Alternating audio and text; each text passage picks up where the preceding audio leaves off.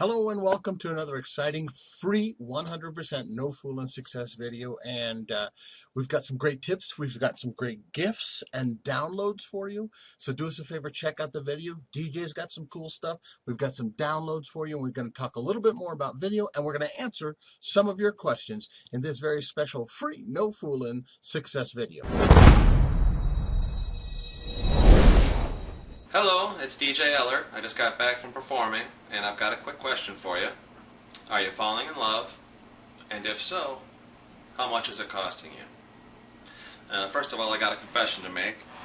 I'm guilty as the next guy of falling in love. What I do is I fall in love. We all have a tendency to think that our ideas for our products and for our shows and for our marketing strategies, that our ideas are good, and we put a lot of weight into how good our ideas are sometimes before we do proper testing.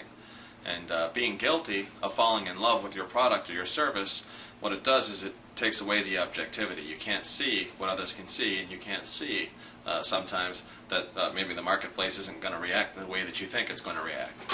So what happens, or what I've done in the past, and what I've seen happen to others, is that you waste a lot of time, you waste a lot of energy, you waste a lot of money on things before you know whether or not they're going to work. For example, one thing that I see quite a bit is performers will put together what they feel is a great show and then try to sell it to the marketplace. For example, putting together a show, The Magic of Mathematics, and then trying to bring it to a school system and try to sell it to them, whether or not you know it's going to work. If you're spending time putting together the show, making a powerful presentation, something that's great with mathematics, something that's educational, something that you think is a real great show, and then you find out that nobody wants to buy that show, or only 2 math teachers are interested in a show like that, well, now you've got trouble. And so what I try to do is I try to avert some of these things. One thing I'll do, in our area, the superintendent of schools will put out, in the beginning of the year, every year, is objectives for the curriculum.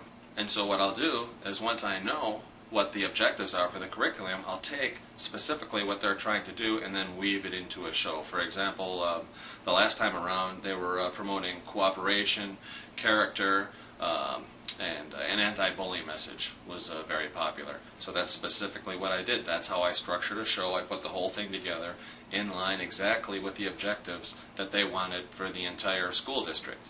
And what I did was I put the show together, but then I just didn't run with it. There was more testing. Now the marketing campaign is what became important. And so before I started sending out mailing pieces to everybody thinking that I had the greatest show because it was in line with the curriculum, I did more testing.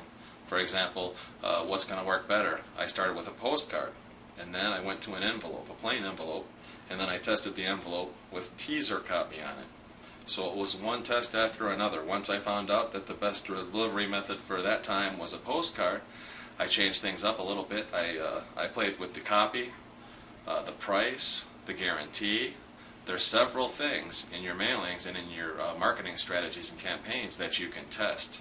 And each time I did a test, I found out what worked a little bit better. And it's called testing your control. Once you have a control, something that's working good, you can always test against that control.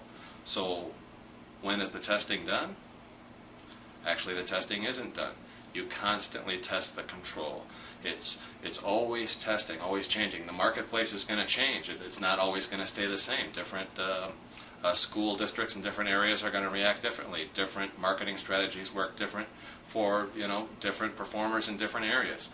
It's all about the testing. In fact, whether or not you're testing and whether or not you're effectively testing and tracking your testing can be the difference between net profits and disappointment and flat-out devastation. I hear it all the time. Performers will tell me, direct marketing doesn't work, or my direct marketing doesn't net any results. And the first thing I go back to is the show. Is what you're selling marketable? Did you just think it was a good idea, or did you feel out the marketplace? Did you find out whether or not it was saleable? And then, did you go through the process of testing each part of your marketing strategy, each part of your campaign? So I've got a question for you. Are you falling in love? And if so, how much is that costing you?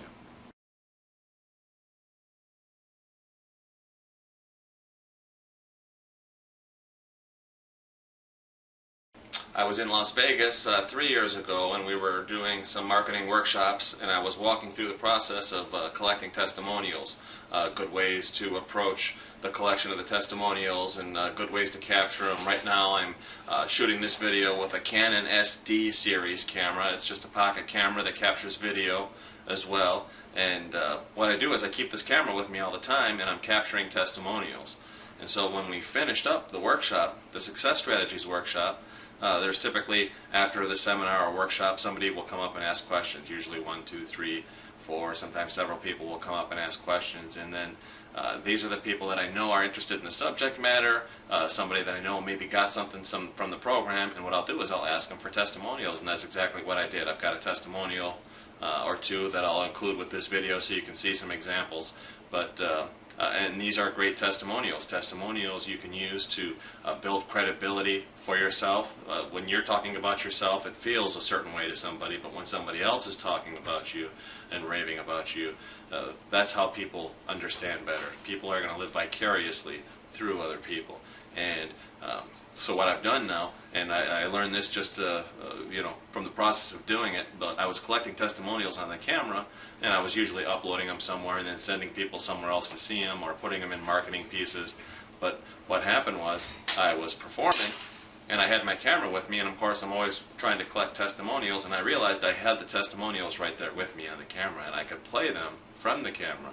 And so what happened was I had there was somebody there that asked me about a show. Well, can you tell me about this? Can you tell me about your show a little bit? So I pulled out my camera and I played the testimonial right from my camera, one that I had from the day previous. Literally right after watching the testimonial, they already had my phone number there. They called my office and started booking the show right there, physically right after watching the testimonial. That's when I realized the power of having them with you all the time. I don't leave the house without testimonials. Now, with technology, you can upload testimonials to everything, to your digital phones, your web-enabled phones, iPods, just about anything, any small digital device, and the camera that you have with you. If you have a camera that you use, a still picture camera, a camera that can collect video onto small media cards, you have this power, and you can use this power in your business. And once I seen that happen for the first time, I started doing it all the time. I always had the testimonials with me. I'm playing them for people. The percentage of people that will call my office and book a show right after seeing a testimonial on the camera, it's uncanny. It's powerful, powerful, powerful stuff. I'm Frank Johnson from Portland, Oregon, and I just took DJ's Success Strategies workshop, and I have to say that at the convention it was the best class that I took. By that I mean the one that's going to be the most useful when I get back home, because all the strategies that DJ taught to the class are things that he's already done, and it just made a big difference to me in terms of his presentation and what I got out of the class. Hi, my name's Will Royer, and I just took DJ's Success Strategies seminar. It was really good. I've been performing for over a decade, and I picked up a lot of great tips for lead generation, marketing, following up with clients, and just a lot of little details that even experienced entertainers overlook. So if you ever have the opportunity to take the class, I highly recommend that you do. Well, hi there. My name is Eric Paul. I'm an entrepreneur and business owner from Philadelphia, Pennsylvania, and I came up here to Wisconsin to work with my friend DJ Ellard, because although I am a success coach and an entrepreneurial marketing coach, I knew to get the real secrets, I had to go see my buddy DJ. He's just a wealth of information on what it takes to make a business successful, profitable, and to get customers returning time and time again. Thanks, DJ. That was awesome. And how incredibly important it is to make sure that you have your handy-dandy testimonial and profit acquisition tool nearby. And whatever you choose to use, whether it's the current relevant technology but again, the key is make it available, have it handy. Make sure that you have it nearby so you can actually capture the excitement in the peak of their state and their excitement, so that you can produce real genuine from the heart types of results, because people can tell it's not like, yes sir, we saw Dean Hankey and he was great. Thank ye. We'll have him back again soon.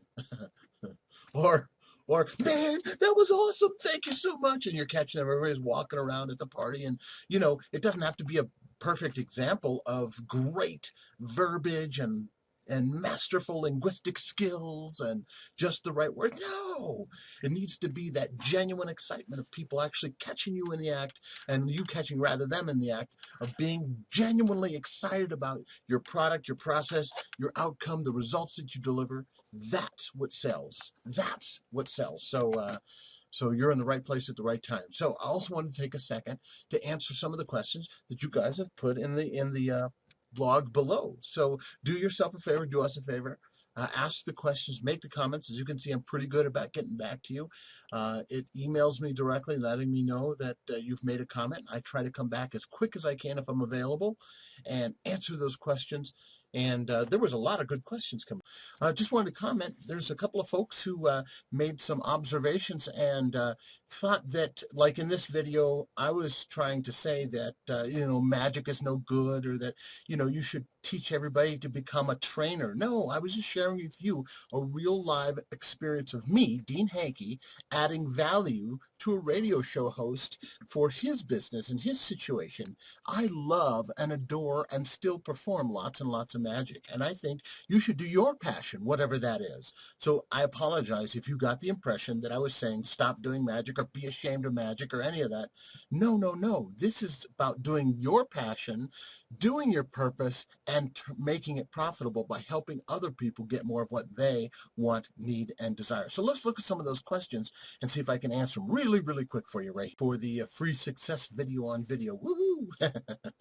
And you notice we gave you some more tools, some resources that you can use in your marketing right now. So let's scroll down here and thank you everybody that commented. And as you can see, I try my best to comment back.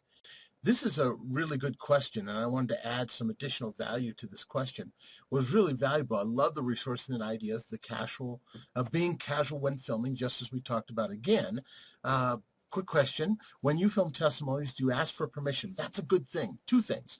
One is I do, and I just say, hey, it's okay if we videotape this testimonial and get that on video as you begin your video testimonial process. But here's the other thing you need to know, is if they're standing in front of a camera and there's no way, that any court in the land would throw it out. Now, I'm not suggesting you hide video and try to get surreptitious video acquisition. No, I'm not talking about that at all. As a matter of fact, I am saying get permission. But you don't have to worry about it as much as one might think. With pictures, yes.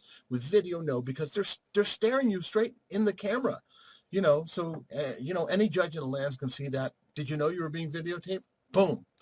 Yes, of course. And now I've never had anybody come and ask me anything about video acquisition or any of that. So yeah, get permission. It's easy to do. Do yourself a favor.